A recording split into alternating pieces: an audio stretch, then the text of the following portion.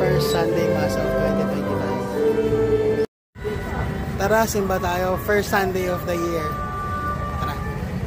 Good morning, Father. Happy Christmas.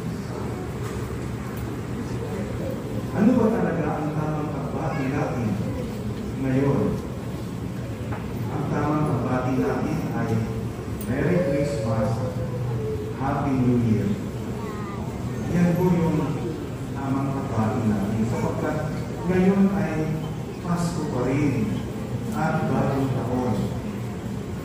Matatapos itong Merry Christmas, itong Happy New Year na ito sa susunod na linggo sapagkat ipagdiriwang natin ang pasistahan ng pagbibinyag sa ating Panginoon Jesus.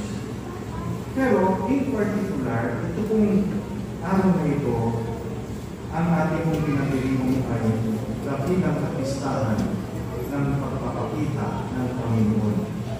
Ito po yung sa English, the Feast of the Epiphany of the Lord.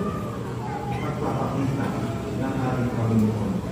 Kaya na, pwede rin po na ang ibati natin sa bawat isa ay hindi po Happy Greetings, kundi Happy Epiphany.